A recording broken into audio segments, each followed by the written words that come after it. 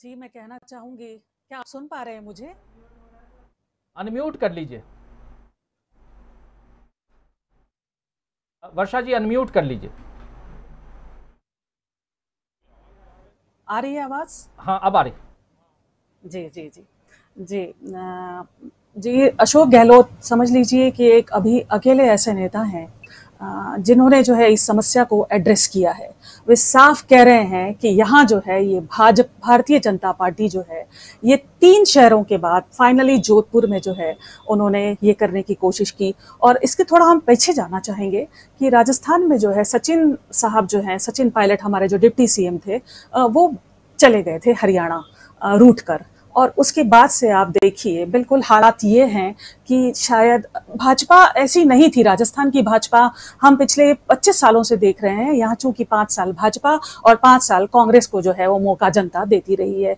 ऐसे में मैंने हमेशा देखा है, महसूस किया है, एक एक विपक्ष या यूं कह लीजिए कि 4 साल दोनों नेता शांति से रहते हैं, सीनियर अशोक गहलोत साहब और हमारी वसुंधरा राजे जी, और काम करने का पूरा इत्मीनान, पूरा फ्रीडम ऐसा है जो देखा गया है।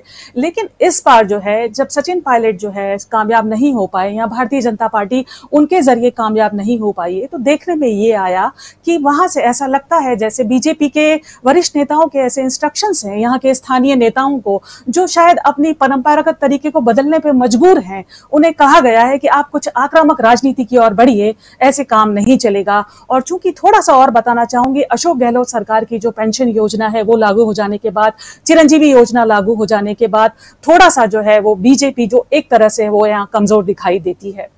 खैर बीजेपी विपक्ष में है, शासन में अशोक गहलोत हैं, तो जाहिर है अशोक गहलोत साहब की जिम्मेदारी ज्यादा बनती है। उनका केवल यह कह देने से काम नहीं चलेगा कि भाजपा है। अगर आपको पता है, आप एक वरिष्ठ नेता हैं और आप जानते हैं कि भाजपा अभी किस दौर में है और क्या कुछ करने की मंशा रखती है, तो अशोक गहलोत अपनी जिम्मेदारी से बच नहीं सकते हैं। उन्हें जरूर देखना चाहिए था कि जब करौली, राजगढ़ यहाँ आने के बाद जोधपुर जो है वो सेफ नहीं रहेगा। जयपुर में काफी कोशिश रही, जयपुर काफी सौहार्दपूर्ण रहा, यहाँ दोनों पक्ष जो है अमन चैन से ईद मना पाए। लेकिन जोधपुर जो उनका गृह नगर है, जहां से उनका बेटा चुनाव लड़ा है और गजेंद्र सिंह शेखावत ने उनको हराया है, जो हमारे जल मंत्री हैं केंद्र में। तो आप थोड़ा सा और बताना चाहूंगे कि जो शेखावत साहब हैं, गजेंद्र सिंह शेखावत जी, उनका एक वीडियो टेप को लेकर भी सरकार से काफी खटपट चल रही है। तो अशोक गहलोत सरकार का आरोप है कि ये जो वीडियो टेप है इसमें ये सरकार तोड़फोड़ की जो है वो साजिश करते हुए देखे गए हैं, और ऐसा उन्होंने, उनके पास वीडियो है, ऐसी बात वो सरकार जो है वो लगातार कह रही है, जिसे कोर्ट में भी पेश किया गया है। अब सवाल ये उठता है कि जोधपुर एक बहुत ही शांति प्रिय शहर है राजस्थान का। वहाँ, और मेरा सौभाग्य रहा कि मैं करीब 3 साल 2000 के आसपास के वहाँ बिताने में समय बिताया मैंने वहाँ। और सच कहिए, इतना तहजीब का शहर है, इतना क्लोज नेट सोसाइटी है, एक बाहर का कोई व्यक्ति वहाँ जो है वो इस तरह से साजिश नहीं कर सकता।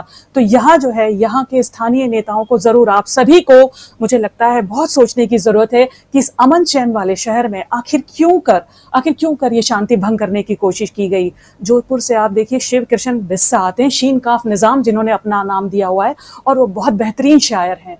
आप कई सारे साहित्यकार को, विजय दान दे था जिन्हें हम विज्जी के नाम से जानते हैं, और बहुत बड़े साहित्यकार, बहुत बड़े कथाकार वहां से आते हैं।